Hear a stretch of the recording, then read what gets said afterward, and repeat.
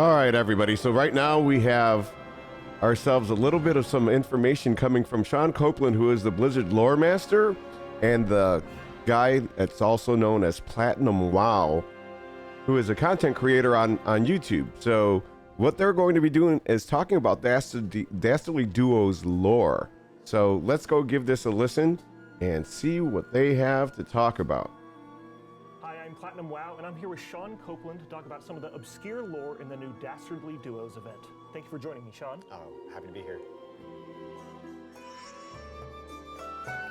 You're a guy with so much lore knowledge. The world of Azeroth is in your head. Like I said, I keep removing childhood memories to stuff more Azeroth lore back in there, but it's worth it. But I hear that we're here to talk about some Dastardly Duos. Yes, All right. yeah. Tell me about it. Yeah, so I think we should start off with Shadowfang Keep. There's a couple bosses that are in there. First, we have Baron Silverlane, who's like that ghost guy that's in the dungeon. I mean, he was the previous ruler of Shadowfang Keep, right? And then Archmage Arugal and all of his Worgen came in and killed him and all of his family. Yeah, dude, like it's brutal. Also, that was a mistake. Yeah, the Worgen were summoned from the Emerald Dream from Archmage Arugal. Yeah. Because again, Greymane was like, okay, there's a whole bunch of Scourge. I used to know a lot about this time in the lore because I was listening to some audio books and things like that. But it was really interesting because the Worgen story and how they came to be, it goes all the way to back to Darnassus, and it's just, you know, Malfurion, it was a great part of that, and I want to say Tyrande was a great part of that. So it's really interesting if you get to listen to some of those. They're gonna invade Gilneas, right? We have the Greymane wall, but it's gonna break, so we need to do something. So he's like, okay, I can like summon these evil werewolf people from another dimension, and maybe that will help. Yeah, he had no idea who they were. And it did help for a time. You know, it killed all the zombies and stuff, and then it started killing all of the soldiers and innocents and turning people into Worgen. And also, like, the Blight was also a contagion. Those soldiers had to go home, so they brought that curse with them, and then all of a sudden the Worgen curse started being this nefarious thing in Gilneas. But there's two other guys that are involved in current lore when it comes to Shadowfang Keep.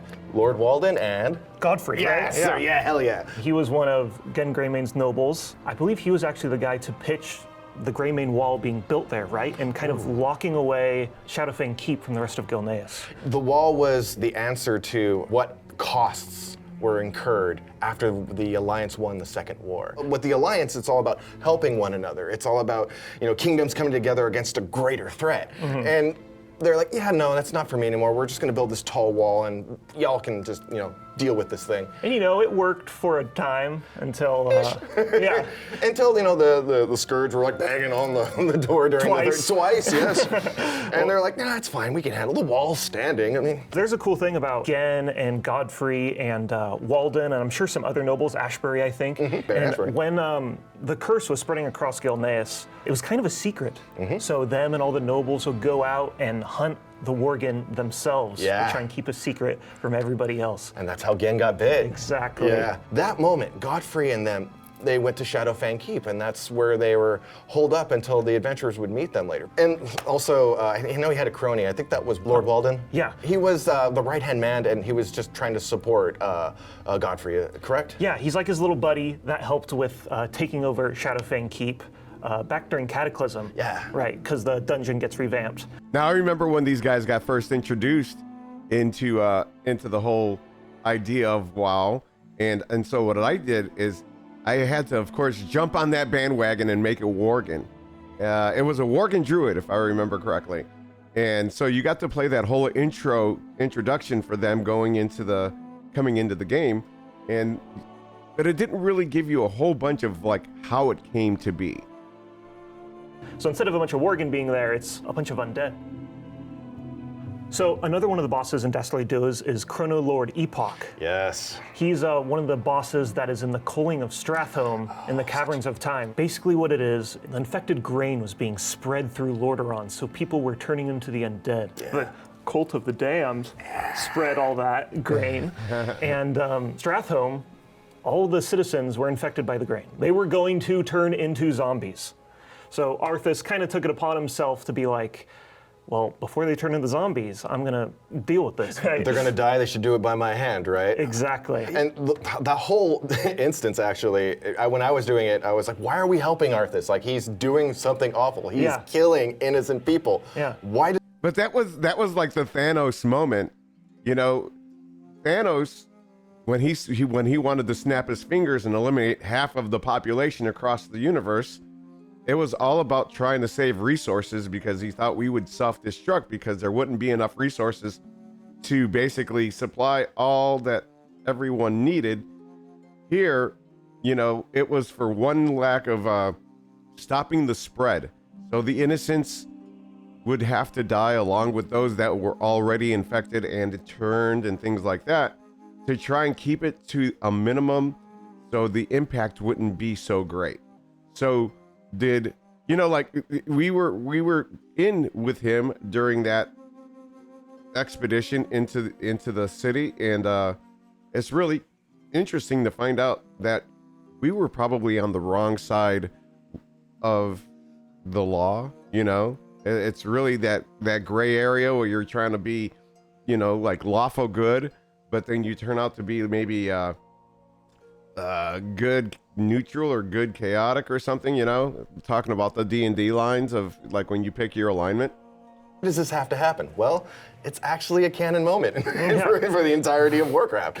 That needs to happen. So it was awful that we had to help him do the dastardly thing he was going to do. But the Infinite Dragonflight, they're always about trying to bring about a certain future to this main timeline of ours. So something that would help them do that would be to, I don't know, change an event that is so mega like that to bring about Murazond.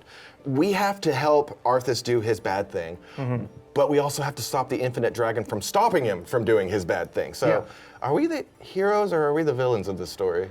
I think it's a gray area, but I think like the Chrono Lord, his problem is that his solution to break the time ways is to attack us. I feel like if he just showed up and said, "Hey, adventurers, I have some loot. You could not help Arthas, and you can come join me." I feel like you'd have a much easier time breaking the whole time ways. Yeah, I know that they also have like a playbook that they're going from. They don't always send an assassin to go out and take care of this one bad time. Sometimes they try to do it super subtly. So the fact that they were straight trying to get Arthas off the books that was desperation. Times. That was some serious desperation. But yeah, we had to make sure that he did the evil thing, and he did. Yay, we took out Strathel. And we helped. And we helped. Have to deal with that. Not icky at all. That weight on our shoulders. Think we should talk about Scholomance? I think we should. So Scholomance, it used to be a manor of the Barov family, right? And the Barov family, they owned a lot of property in Lordaeron. It was like South Shore, Brill, Taranville, and Cairdarrow. So yeah, they owned a whole bunch of property, and they're very rich. And what do rich people want to do? They want to hold on to their wealth forever. Yes. And then all of a sudden, Kel'Thuzad shows up, leader of the Cult of the Damned. Again, Cult of the Damned, represent. He says, "I can have you guys live forever if you give me Cairdarrow." And did he also want all their other properties, or how did that go? Oh yeah, he wanted Scholomance before it was known as Scholomance. And when they said yes, who doesn't want to live forever? I'll sign on the dotted line, Mr. Thuzad. Why are you bringing in skeletons? He turned the entire manor into the center of necromancy. Yeah, I mean, the whole Barrow family too was killed. They're all turned into zombies. They kind of got their wish, right? Janice definitely did, for sure. Yeah. They were doing a whole bunch of necromancy stuff, and one of the things that they created there was Rattlegore. Yes. Right? Rattlegore, another golem. Yes. Mages love their golems, man. Specifically for Rattlegore, though, he kind of got a makeover, as it were. Originally, he was just a bone golem, but the gentleman that's running Scholomance, his name is Darkmaster Gandling. He looked at Rattlegore and he's like, I can make it worse. He imbued Rattlegore with this desire to consume, this desire to eat anything. It makes a perfect guard dog for sure, but I hope it never gets off its leash because that is one fearsome guard dog. So also in the Dastardly Duos, we have two bosses from the revamped version of the Dead Mines. Now, this version of Dead Minds is kind of different, right? Yeah. Because the leader of the Defiance Brotherhood now is Vanessa Van Cleef, who is the daughter of Edwin Van Cleef, who we killed back in Classic, and she kind of witnessed his murder and now wants to take revenge against us. And she's kind of amassing a bunch of different thugs and people to hire to take revenge, right? And to finish that juggernaut in the actual Dead Minds and bring that thing to Stormwind. Yeah. The first boss is Glubtalk, which is one of the people that she hired, who's a two-headed ogre. Yeah. And he's quite powerful. He literally explodes after we kill him. And this is the whole thing with Cho'Gall, isn't it? Cho'Gall was also another two-headed orc. Ogre, whatever. Overwhelming with power, right? And that's apparently in his history, that's what he did to his own ogre mound too, Yeah, from what he I blew up his understand. own ogre mound. We should probably talk about what a two-headed ogre is though for folks, all right? Because they're not your standard ogres. Yeah. Two-headed ogres were a rare occurrence. Like Cho'Gall was a naturally born two-headed ogre. The ogres have then thought, two heads makes them smarter, probably even stronger as a spellcaster. We should make more of those. They actually started creating two-headed ogres. So when we see him in the modern day, we can thank one person for that. Cho'Gall. He was there knowing how they were created, and he gave that information to Gul'dan. I think we'd make a really good two-headed ogre. Oh my God. Another boss that is going to be in Dastardly Duos, that is in the Cataclysm version of Dead Minds, is Foe Reaper. Is it 5,000? 5,000, the newest of the line. Foe Reaper is a harvest golem. Yeah. What is a harvest golem? Well, these are golems that farmers would create to help them to scythe their... Now, who doesn't remember this? Who does not remember this? Wasn't this in Westfall? And you know, you're going all around there, and then you got to fight these guys. There's like these guys and the Murlocs in the zone, if I remember correctly. They're, you know, and when you're first grinding out your new character back in the day in Classic, you definitely had to watch out because you wouldn't know what the aggro radius was, any of this, and then they run after you forever. The wild times back in 2004, so amazing, so amazing.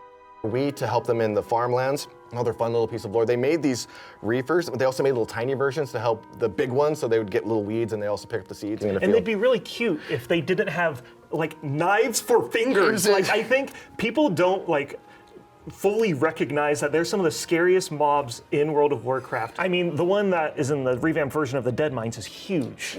Huge. And he randomly fixates on somebody, and yeah, it'd be horrifying. Fighting that plus another boss is going to be scary.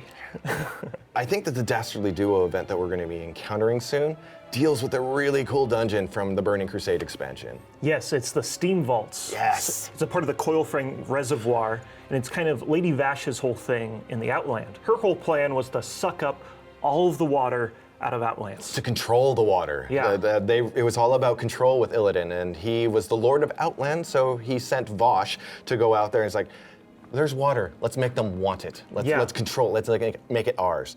But they were going to need some help for that. So I know that they hired an unconventional source of engineering. Yeah. It was a leper gnome, right? Yes, it was a leper gnome. My first question is, how did they get in contact with a leper gnome and get him all the way over to the Outland? But had to hire him specifically, because they didn't steal him, they actually hired him. Yeah, so I don't know, he's got good contacts, you know, got a good agent. You know, also pretty cool, because the leper gnomes usually, they're not really accepted many places. Yeah, they're usually just hanging out in Gnomergon. And they're a little insane. There another one also I think is the combo to that is, it's Hydromancer Thespia. Yes, who is a Naga. Yeah. She's one of Lady Vash's closest friends, right? Childhood friend, no less. Yeah, because I mean, like, it's the sundering of the world, the Well of Eternity. That's what I mean. The lore of this game is just so massive. You know, it's something that I have been talking about now for at least the last few days on stream, that I truly believe we need more lore. We need more story. They need to bring it out and just make it and maybe they do, and I just haven't found it. And maybe I haven't searched far and wide enough to learn where it all is and actually taken my time to learn more. I really would like that. I like the lore of this world. Blows up, all of the Highborn are sinking into the bottom of the sea. Queen Ajara, leader of the Highborn, gets approached by N'Zoth, right? Now, if you remember this, if you played back in BFA, you'll remember this, because this was for like one of the patches that came out. This was for Nadjatar, and this was all about Queen Ashara becoming who she is today. Right. A fish. a fish, and is like, hey, I can save your life and all of your followers. You just gotta like be turned into fish people and serve me. She took all of her people and didn't even give them the choice. She changed them into Naga as well. So, but Thespia, being a childhood friend and being a Naga apparently doesn't, it's not mutually exclusive. As soon as that happened, she went right back to her friend and wanted to help her. So that's why she's here in Coilfang Reservoir. I also remember another tragic thing. I think this character was really into art and music. But when you become a Naga, other things become important apparently. Yeah, you can't play your harp when you got like fin hands, so you kind of just start doing evil stuff like hoarding all the water on the world and I mean, it makes sense. stuff like that. Yeah. I'll send a Hydromancer too. I looked at this one a while ago because I'm like, Hydromancer, so that's a specialization? It actually is. While arcane magic allows you to specialize in all its various schools, there's sometimes you can pick one. And she chose water. I don't know why, maybe it's because she become a Naga. Yeah, but makes it's, sense.